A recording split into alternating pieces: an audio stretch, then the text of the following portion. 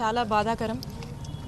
ఒక ఒక అమాయకురాలు, అందరి ఆడపిల్లల్లాగే, అందరి ఇంట్లో ఉండే ఆడపిల్లల్లాగే ఒక ఆడపిల్ల తనకు ప్రభుత్వము ఒక సొంతింటి ఆస్తిని ఆమెకి ఇచ్చారని చెప్పి గౌరవ ముఖ్యమంత్రి వర్యులు శ్రీ వైఎస్ జగన్మోహన్ రెడ్డి గారి పాలనలో ఆవిడ అమ్మఒడి లాంటి సంక్షేమ పథకాలను అందుకొని, అలాగే ఇంటి పట్టాని అందుకొని, ఇది బహుమతి, నన్ను ప్రభుత్వం గుర్తించింది, మనకున్నటువంటి ఇబ్బందుల్ని గుర్తించింది, మనకు ప్రభుత్వము ఈ మంచి చేసిందని చెప్పి తన ఒక ఇంట్లో అమ్మాయి సడన్గా గవర్నమెంట్ నుంచి ఇలాంటిది ఒక మంచి జరిగితే ఒక భరోసా అనేది తనకు అనిపించి, ప్రభుత్వం ఇచ్చినటువంటి భరోసా మీద తనకు ఒక సంతోషం అనిపించి, ఆ సంతోషాన్ని తను ఉండబట్టలేక తను ఓపెన్గా ఎక్స్ప్రెస్ చేసినటువంటి పరిస్థితి.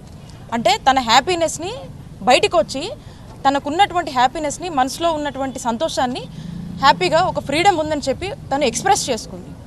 ఇలాంటి ఈ అంశాన్ని ఏదైతే ఉందో, ఈ సంతోషాన్ని కొద్ది రోజులు కూడా లేకుండా మరి తనకు వచ్చినటువంటి లబ్ధిని చెప్పి, తనకు జరిగినటువంటి మేలుని చెప్పి, తనకు అనిపించినటువంటి సంతోషాన్ని జనాల్లో ఎక్స్ప్రెస్ చేస్తే, తన మీద ఈరోజు టీడీపీ వాళ్ళు కావచ్చు, ఉన్నటువంటి వాళ్ళందరూ కావచ్చు, అందరూ కలిసి తనని టార్గెట్ చేసి కేవలం తనకు జరిగిన లబ్ధినే, తనకి ఈ ప్రభుత్వంలో మంచి జరిగిందని, జగనన్న ప్రభుత్వం వల్ల మేము బాగున్నామని తను వ్యక్తపరిచినటువంటి అంశం మీద తను ఎక్స్ప్రెస్ చేస్తే, ఈరోజు తీరా చూస్తే ఈ టీడీపీ వాళ్ళు కావచ్చు, మిగతా వాళ్ళు కావచ్చు, అందరూ కూడా ఫస్ట్ ఆఫ్ ఆల్ మంచి చేయటం అనేది టీడీపీ వాళ్ళకు తెలీదు. చంద్రబాబు నాయుడు గారికి మోసమే తెలుసు, మంచి చేయడం అనేది అలవాట్లేదు. మరి ఈరోజు జగనన్న చేస్తున్నటువంటి మంచిని ఓర్చుకోవట్లేదనే విషయం రాష్ట్ర ప్రజలందరికీ కూడా తెలుసు. కానీ ఈ మహిళ తను వ్యక్తపరుస్తే కొంతమంది సోషల్ మీడియా రూపంలో వచ్చి మరి ఏ విధంగా తను మెంటల్గా టోటల్గా డిప్రెస్ అయ్యేలాగా, ఏ విధంగా తను మానసికంగా ఇబ్బంది పడే విధంగా అసభ్యమైనటువంటి పోస్టులు పెట్టి తను కంప్లీట్గా కూడా తన లైఫ్ మీదనే ఇంట్రెస్ట్ పోయేటువంటి ఒక భావన తనకు కల్పించి, మరి ఇదంతా ఏంటి, నా మీద ఇలా జరిగిందని తను ఎవరికి కూడా చెప్పుకోలేనటువంటి పరిస్థితుల్లో ఈ బాధ తట్టుకోలేక ఇద్దరు పిల్లలు ఉన్నటువంటి ఆ తల్లి వెళ్ళి రైల్వే ట్రాక్స్ మీద ఏ విధంగా తను సూసైడ్ చేసుకుందా అనే విషయం మీ అందరికీ కూడా తెలుసు. ఆ కుటుంబానికి ఈరోజు ముఖ్యమంత్రి గారు తను జగనన్న ఇచ్చినటువంటి సంక్షేమ పథకాల వల్ల చాలా సంతోషంగా ఉండి ఎక్స్ప్రెస్ చేసినందుకు ఈ విధంగా జరిగిందని మా అందరినీ కూడా ఇక్కడికి పంపించి ఈ కుటుంబానికి ఒక ధైర్యాన్ని నింపి, వారికి ఒక భరోసాని ఇచ్చిరమ్మని చెప్పి మా అందరినీ కూడా పంపించడం జరిగింది. మరి ఇప్పుడు ఇక్కడికి వచ్చి చూస్తే దీనంగా ఆ చిన్న అమ్మాయిలు, ఆ చిన్నారులను చూస్తుంటే ఎంత బాధ అనిపిస్తుంది. సాటి మహిళగా ఇక్కడ ఉన్నటువంటి మహిళలందరం కూడా చాలా బాధపడుతూ ఉన్నాం. ఈరోజు ముఖ్యమంత్రి గారి పాలనలో ఉమెన్ ఎంపవర్మెంట్కి ఈరోజు అర్థం అంటే ఈరోజు జగనన్న పాలన. ఈరోజు ఉమెన్ సేఫ్టీ, ఉమెన్ సెక్యూరిటీ గురించి ఆలోచించినటువంటి ప్రభుత్వం జగనన్న ప్రభుత్వం. ఈరోజు దిశ యాప్ లాంటివన్నీ తీసుకొచ్చి ఉమెన్ని ఏ విధంగా రెస్క్యూ చేయాలనే దానికి అనేక రకాలుగా ఇనిషియేటివ్స్ తీసుకొని ఈరోజు ఉమెన్ అందరినీ కూడా భద్రంగా చూసుకుంటున్నటువంటి ప్రభుత్వం జగనన్న ప్రభుత్వం. మరి ఇంత స్వేచ్ఛ ఉన్నటువంటి ప్రభుత్వంలో ఈరోజు ఒక మహిళ తన సంతోషాన్ని ఎక్స్ప్రెస్ చేస్తే ఏ మాత్రం కూడా భయం లేకుండా తన ప్రాణాలు తీసేదాకా కూడా ఈ పోస్టులు పెట్టి ఈ విధంగా ఒడిగట్టారు. ఇప్పటికి కూడా తను చనిపోయినప్పటికి కూడా బాధేస్తుంది మాట చెప్పాలంటే.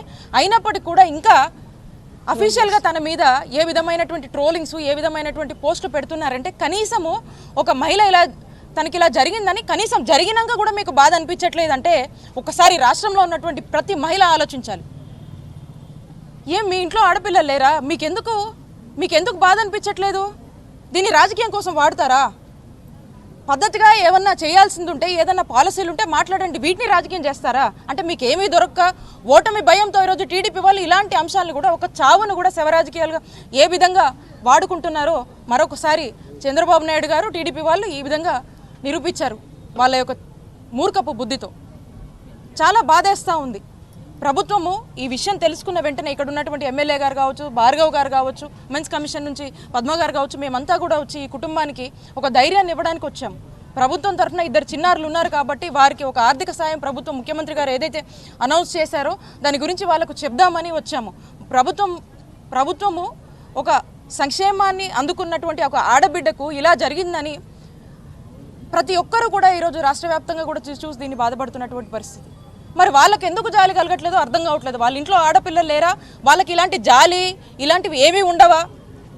ఖచ్చితంగా లేనంటే అనిపిస్తూ ఉంది. ఎందుకంటే ఈ ఎపిసోడ్ చూసి ఇప్పటికీ మన మధ్య లేనటువంటి వ్యక్తి మీద ఇంకా కూడా చేస్తున్నారంటే ఎంత దారుణంగా వాళ్ళ బిహేవియర్ ఉందని, ఎంత మూర్ఖంగా వాళ్ళు ఆలోచిస్తున్నారనేది మనకు స్పష్టంగా అర్థమవుతుంది. కాబట్టి దీనికి సంబంధించి ఎవరైతే దీంట్లో ఈ ట్రోలింగ్స్ కావచ్చు, ఈ సోషల్ మీడియాలో ఈ విధమైనటువంటి వాటికి పాల్పడ్డారో వాళ్ళందరినీ ఇప్పటికీ కూడా పోలీస్ యంత్రాంగం దీని గురించి పనిచేస్తూ ఉంది. కొంతమందిని ట్రేస్ అవుట్ చేశారు. ఖచ్చితంగా వీళ్ళ మీద కఠిన చర్యలు ఉంటాయి, కఠిన చర్యలు తీసుకుంటాము.